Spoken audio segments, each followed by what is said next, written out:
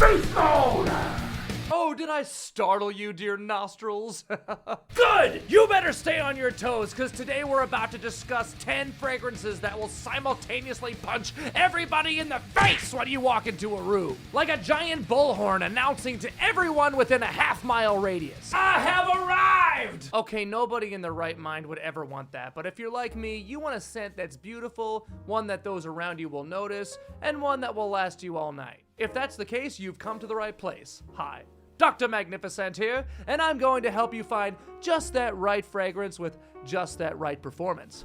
Now, when people talk about performance, they're mainly talking about longevity and projection. Fragrances that will jump off your skin, giving you a nice big scent cloud radius, a nice long sillage trail behind you as you walk by, and ones that won't disappear on you after an hour. Here's an unranked list of 10 I've tested on myself, and through my own experience, they don't let me down. So let's unleash the beast, shall we? The monster, the doctor is now in. Starting with a scent bazooka, Initio Parfums Atomic Rose. Yep, it's all in the name. You could call this nuclear rose, because this thing may cause a meltdown. Okay, not to that extent, but it is quite powerful, and you should go easy on the trigger, because it may cause some migraines if you overdo it. Obviously, the main note is rose along with jasmine, but I find the bergamot, pink pepper, vanilla, and amber keeps it from getting too floral. Although just looking at these notes, you may assume that it leans more into the feminine smelling side of the spectrum, but I think it's wonderfully androgynous and one of my favorite rose-dominant blends out there. In fact,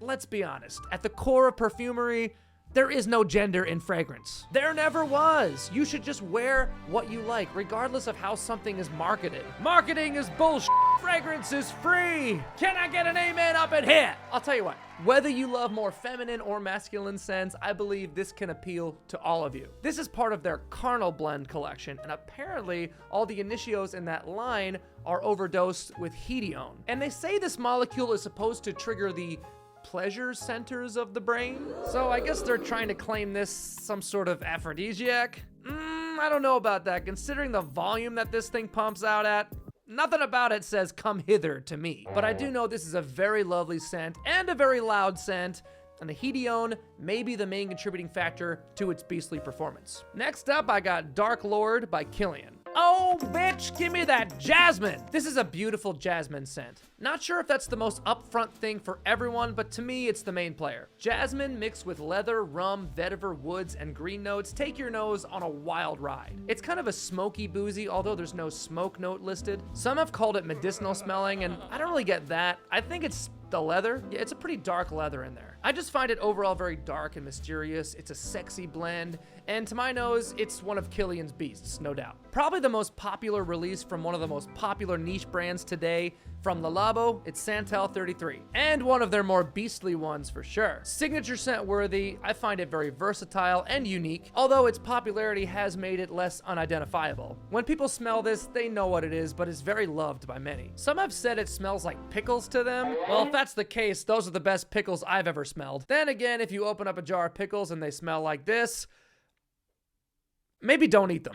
They may think that due to its potent sandalwood note, which is the starring role here, but it's not really a creamy sandalwood like in a lot of designers. It's what I would imagine actual sandalwood smells like. It's much more on the earthy, woodsy side, but still a soft woodsy. With the addition of cedar and papyrus, it makes it very woodsy all around, but I love the addition of violet, iris, and cardamom, giving it some dimension while pumping up the volume. Then a touch of leather and amber just to hug all the notes together while aiding in its longevity. I think this is the perfect fragrance if you want to introduce yourself to Labo. It's well-rounded, it has great performance, and I think really represents the overall personality of the brand. Next up, Yves Saint Laurent Y Le Parfum, the best thing I've smelled by YSL so far. It's obviously a denser concentration being a parfum, and the smell is more on the unique end to me. It has apple, aldehydes, ginger, and grapefruit up top, some sage, lavender, cedar, and olibanum, aka frankincense, in the base. This addition of the resins and spices helped to take it in a new direction for the line. I'm excited to finally talk about this on my channel because Acqua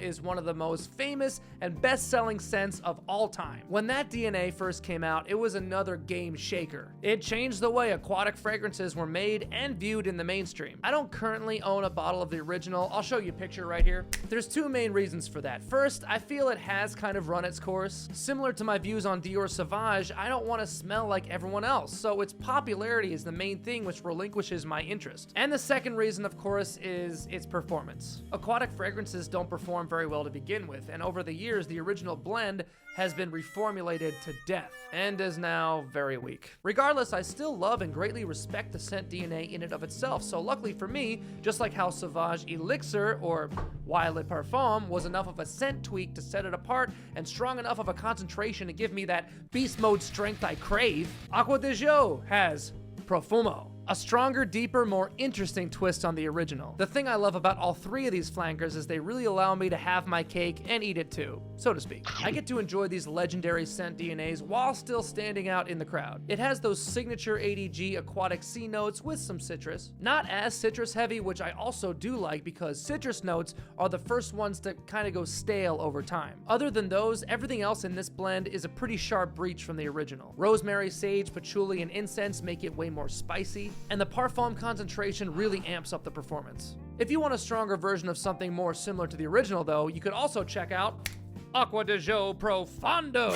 But in my opinion, this was a brilliant idea from Armani. Way to keep the Acqua di Gio flame alive while continuing to evolve. Although Dior Sauvage Elixir isn't on today's list, I think it deserves a shout. It's also quite the beast itself. We'll make this an honorable mention for this video. Okay, let's break away from the designers for a second and move into the more avant-garde niche world. Meet Veride of the Amsterdam-based house of Orto Parisi. It's quickly become one of my favorite niche brands. You could call it an indie house, but the owner and main perfumer is someone very much widely known and respected in the fragrance world. His fragrances never cease to satisfy my wild side. Rawr. Alessandro Gutierrez, who also owns the world-famous niche house of Nasamato. He's one of my all-time favorites, unapologetic and unshackled creativity, combined with his lust for the beast. Orto Parisi never ever lists any notes. I believe he wants the wearer to come up with their own description of the scent. I feel like this hovers into fougere territory. But of course, as expected, it's got its own special twist on it.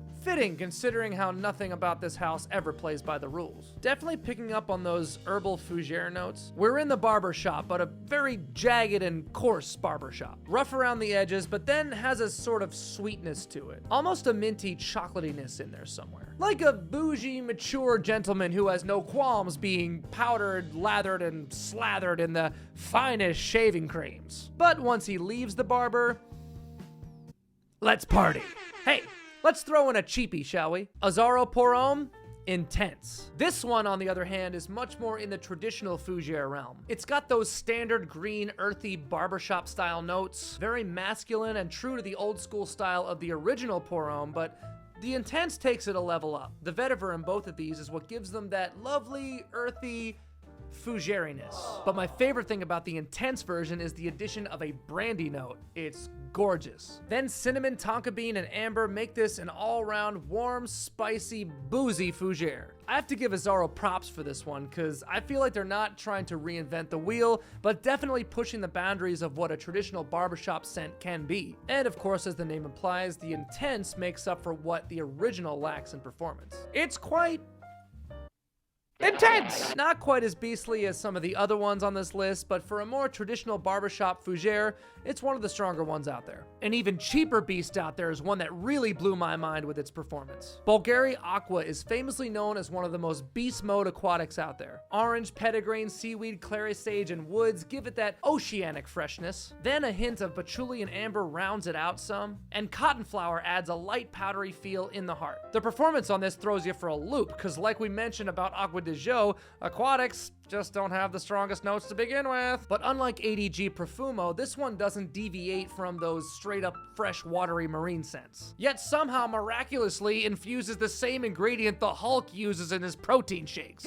In fact, I'll bet this is Bruce Banner's signature summer scent right here. Another one of my favorite indie niche brands is the Swiss-based house of Tower Perfumes. And as of now, A Coeur du Désert is my favorite of their creations. A Coeur du Désert. A Coeur du Désert. A Coeur du Desert.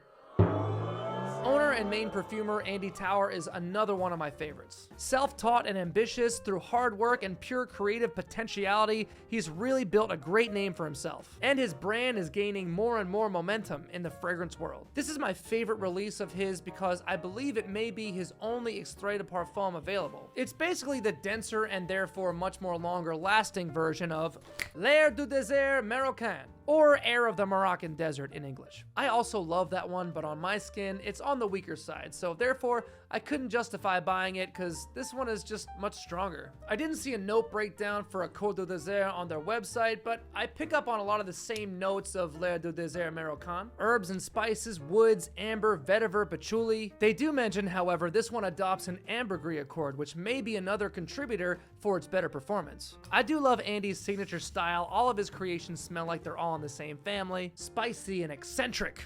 Kind of like me. And this extrait gives me the longevity I want in a fragrance. Compared to other ones on this list though, I wouldn't give it a full beast mode stamp, but it's the most beastly tower out there. Andy, if you're listening, please release your entire catalog in extrait de parfum. Unleash your inner beast, Andy! And of course, we couldn't make a beast mode list without the blue beast itself. Amouage, Interlude Man! Couldn't imagine not having this here. This one not only brings a gorgeous Middle Eastern feel to a blue fragrance, but it's also a blue fragrance on steroids. Oregano, bergamot, incense, oud, leather, patchouli, apopanax, and amber resins. With all those dense ingredients, this one still manages to stay fairly bright. The heavier notes are mostly just working behind the scenes to help it live up to its nickname. To some, this fragrance is like royalty. Interlude Man is probably one of Amouage's, for lack of a better word, safer releases compared to a lot of their other ones, which really ramp up the spices and incense. You should also try Interlude Black Iris.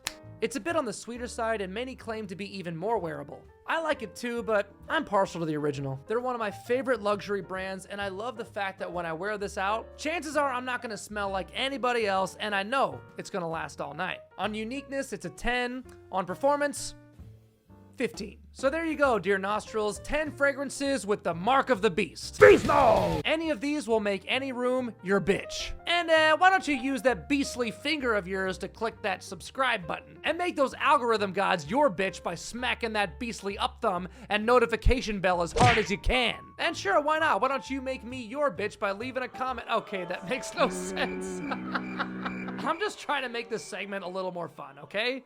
Sorry. Just leave a comment. I'd love to hear about your favorite beast mode fragrances because I like them strong and I always want to learn more. And most importantly, this is not a YouTube channel.